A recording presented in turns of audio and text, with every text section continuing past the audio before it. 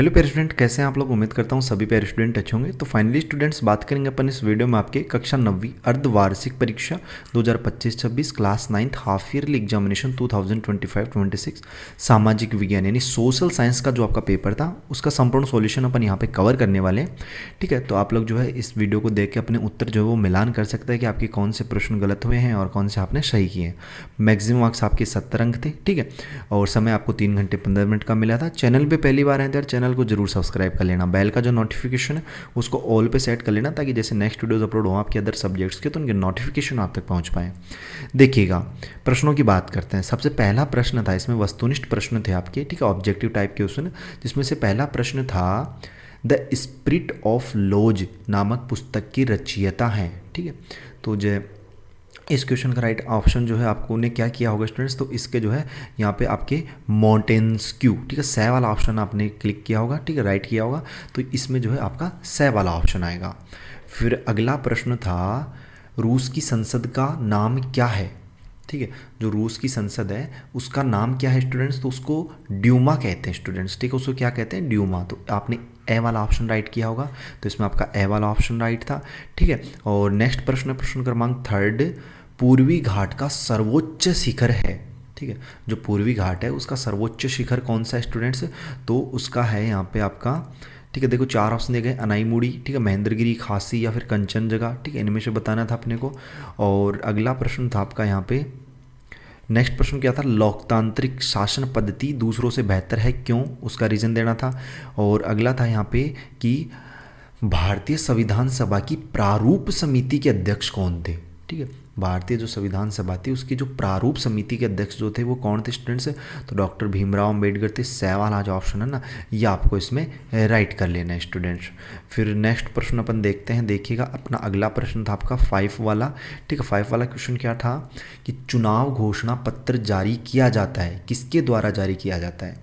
तो देखो 4 ऑप्शंस दिए गए हैं, प्रधानमंत्री। ठीक है, मतलब अपने को ये बताना है इसमें चुनाव घोषणा पत्र किसके द्वारा जारी किया जाता है। ठीक है, तो प्रधानमंत्री होता है, फिर निर्वाचन आयोग द्वारा या फिर राजनीतिक दल द्वारा। ठीक है, तो यहाँ पे एक तरीके से आपको जो है यहाँ पे निर्वाचन आयोग द्वारा कर लेना। ठीक है, और फिर भारत की समय रेखा कौन सी है। ठीक है, भारत की समय रेखा कौन सी है, भारत की समय रेखा कौन सी है, तो ऑप्शन से यहाँ पे 97.25 डिग्री। ठीक है, पूर्वी देशांतर। ठीक है, और यहाँ पे है फिर सै वाला ऑप्शन है 68 डिग्री। ठीक है, 7 मिनट पश्चिम देशांतर। ठीक है, तो यहाँ पे आपको जो है ना इसमें लगभग आपको देखो 81 से 82 होता है। ठीक है, और वो भी कैसा, पूर्वी देशांतर में। तो आपको बै वाला ऑप्शन आप लोगों को इसमें राइट कर लेना है। ठीक है, मतलब 82 10 30 होता है यहाँ पे, मतलब हाफ दे रखा है तो ये 30 हो गया। ठीक है, तो ये आपको जो इसमें राइट करना था।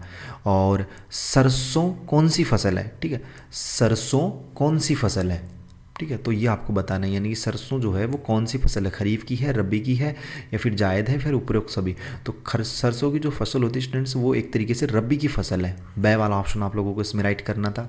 ठीक है, और फिर 9वां प्रश्न था इसमें क्या था, भारत में सर्वाधिक निर्धनता अनुपात वाला राज्य है। ठीक है, तो भारत में सर्वाधिक निर्धनता जो अनुपात है वो कौन से राज्य का स्टूडेंट्स है, तो यहाँ पे है जो है इसका आप लोगों को एक तरीके से बिहार कर लेना है। ठीक है, बै वाला जो ऑप्शन है ना वो आप लोगों को राइट कर लेना है।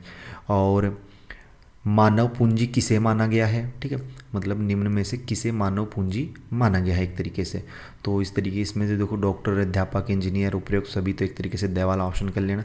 फिर अगले देखना यहाँ पे इसमें आपके रिक्त स्थान वाले प्रश्न है। और प्रश्न देखो मैंने आपको बताया था जो अपने वीडियोस लेक्चर अपलोड होते हैं ना इंपॉर्टेंट क्वेश्चन वाले एग्जाम से पहले, उनमें बताया था कि आप लोग जो है अपने एप्लीकेशन के ऊपर कक्षा 9वीं वाला आरबीआईसी बोर्ड वाला हाफ ईयरली का जो बैच हमने लॉन्च कर रखा है इसमें, इसको जरूर से परचेज कर लेना। ठीक है, इसको जरूर से परचेज कर लेना क्योंकि इसमें ऑल सब्जेक्ट्स के क्वेश्चन आंसर आपको ओनली फॉर 299 की प्राइस में इसमें ऑल सब्जेक्ट्स के क्वेश्चन आंसर मिलते हैं जो आपको पेपर में मिलते हैं। मैं आपको प्रूफ यहाँ पे दिखाता हूँ। देखो सोशल साइंस की अगर बात करें तो देखो प्रश्न था ध्रुवी राष्ट्रों में कौन से देश शामिल है। जब आप उसमें बैच परचेज करते हो तो आपके सामने पीडीएफ ओपन होती है, उसमें देखो ये क्वेश्चन था कि ध्रुवी राष्ट्रों में कौन से देश शामिल है। ये प्रश्न आपके पेपर में था जिसका आंसर आपको ये करना था। सार्वभौमिक वयस्क मताधिकार से क्या आशय, ये भी आपके पेपर में आया था जिसका आंसर ये करना था आपको। ठीक है, और हरित क्रांति का एक दुष्प्रभाव, ये भी प्रश्न आया था। भारत भारतीय संसद के कितने अंग हैं वो यहाँ पे नाम लिखने थे, ठीक है। और यहाँ पे भारत का अक्षांशीय तथा देशांतीय विस्तार बताइए, गणतंत्र का अर्थ बताइए, ठीक है। तो प्रश्न लगभग अपने एप्लीकेशन में से आते हैं स्टूडेंट्स, ठीक है। मैंने पिछले वीडियोज़ में बोला था। तो अभी जो है, अभी क्या है, अभी आपका जो है यहाँ पे देखो कौन कौन से पेपर बाकी हैं अभी आपका जो है यहाँ पे एक तो हिंदी का बाकी है, ठीक है, संस्कृत का बाकी है और मैथ्स का, तीनों ही पेपर मोस्ट इंपॉर्टेंट है। तो अभी जाइएगा प्ले स्टोर पे, कहाँ पे जाइएगा भैया, प्ले स्टोर पे जाके सर्च कीजिएगा Y2 अपना एप्लीकेशन आएगा कुछ इस तरीके का, ठीक है। तो इसे आप लोग इंस्टॉल कर लेना, ओपन कर लेना। फिर जैसे ओपन करोगे तो आपके सामने कुछ इस तरीके का इंटरफेस खुलेगा।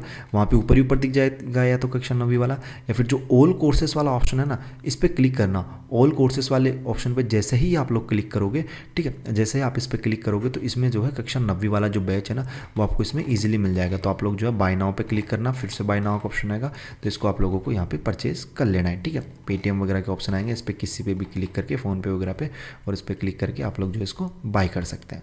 बाकी आपके ऊपर डिपेंड, और 100% उसमें क्वेश्चन से मिलते हैं, ठीक है। बाकी देखो इसमें रिक्त स्थानों की पूर्ति आपने को करनी थी, ठीक है। और यहाँ पे देखो तिलक, देखो लू क्या है, टाइड क्या है, ये प्रश्न भी था अपने, मैंने दिखाया था पीडीएफ में। सार्वभौमिक वैश्विक मताधिकार वाला भी था, ये वाला भी था, ठीक है। मतलब जो शॉर्ट आंसर टाइप थे ना, लगभग क्वेश्चन आए थे। गणतंत्र का अर्थ अभी दिखाया था मैंने, भारतीय अक्षांश से क्वेश्चन क्रमांक चेंज हो सकते, देखो ये क्रम से ही मिल गए ये प्रश्न, तो ठीक है। और फिर आपको देखो बाबर क्या था, ये भी अपने पीडीएफ में था, ठीक है। तो इन प्रश्नों को जो है आप लोग जो है, और अगर आप लोग कमेंट करोगे तो मैं इन सभी प्रश्नों की कंप्लीट सॉल्यूशन की पीडीएफ जो है ना वो मैं पीडीएफ बना के वो अपने एप्लीकेशन पर अपलोड कर दूंगा, या फिर आपको जो टेलीग्राम ग्रुप पे मिल जाएगी, ठीक है। तो आप लोग कमेंट में बता देना कि आपको टोटल 20 प्रश्न है, तो 20 प्रश्नों की कंप्लीट सॉल्यूशन की पीडीएफ चाहिएगा, ठीक है, कंप्लीट सॉल्यूशन की। तो वो जल्द ही अपन अपलोड कर देंगे। बाकी देखो यहाँ पे वायुमर गणराज्य के सामने क्या समस्याएं थी, ठीक है, और इनके आंसर्स, जैसे ये टाइड क्या है, या फिर देखो भारतीय संसद के कितने अंक है, इनके आंसर मैंने यहाँ पे अभी बताए भी थे। देखो गणतंत्र का क्या अर्थ है, तो गणतंत्र एक ऐसी शासन प्रणाली है जिसमें देश का सर्वोच्च मुखिया जैसे राष्ट्रपति जनता द्वारा चुना जाता है, न कि वह वंशानुगत यानी राजा या रानी के रूप में होता है, ठीक है। लू क्या है, तो लू ग्रीष्म ऋतु में खासकर उत्तर पश्चिमी भारत में दिन के समय चलने वाली अत्यधिक गर्म और यहाँ पे शुष्क और कष्टदायक पवनें हैं। टी थे क्या था, ये प्रश्न स्किप कर देना, ये नहीं था। देखो प्राथमिक क्षेत्र में कौन सी क्रियाएं शामिल है, ये भी आया था। और भारत में निर्धनता संबंधी आंकड़े सांख्यिकी यानी किसके द्वारा एकत्रित किए जाते हैं, तो भारत में निर्धनता यानी करीबी संबंधी आंकड़े मुख्य रूप से राष्ट्रीय प्रतिदृश सर्वेक्षण संगठन यानी NSSO द्वारा एकत्रित किए जाते हैं। और प्राथमिक क्षेत्र में वे क्रियाएं सम्मिलित होती हैं जिनमें प्राकृतिक संसाधनों का सीधा उपयोग होता है, ठीक है। तो इस तरीके से प्रश्न थे, और भी मैं अगर कंप्लीट इसकी पीडीएफ जो है ना वो मैं अपलोड कर दूंगा टेलीग्राम पे, या फिर अपने एप्लीकेशन पे भी आपको मिल जाएगी, ठीक है। इसके सॉल्यूशन की जो पेपर हो गए उनकी कंप्लीट सॉल्यूशन की पीडीएफ एप्लीकेशन में फ्री ऑफ कॉस्ट वहाँ पे अपलोड हो जाती है। बाकी जिनके पेपर नहीं हुए उनकी जो पीडीएफ है उनको आपको पे करना पड़ता है, ठीक है। बाकी आप लोग जो है चैनल को अगर आप लोगों ने जरूर सब्सक्राइब नहीं किया तो इसे जरूर सब्सक्राइब करें। कमेंट में बता देना कंप्लीट सॉल्यूशन की पीडीएफ चाहिए या नहीं चाहिए, ठीक है। बाकी अपन जल्दी मिलते हैं नेक्स्ट वीडियोज़ में इसी होशम जोश के साथ। तब तक सभी पैरा स्टूडेंटों को बाय धन्यवाद, टेक केयर स्टूडेंट्स, ठीक है।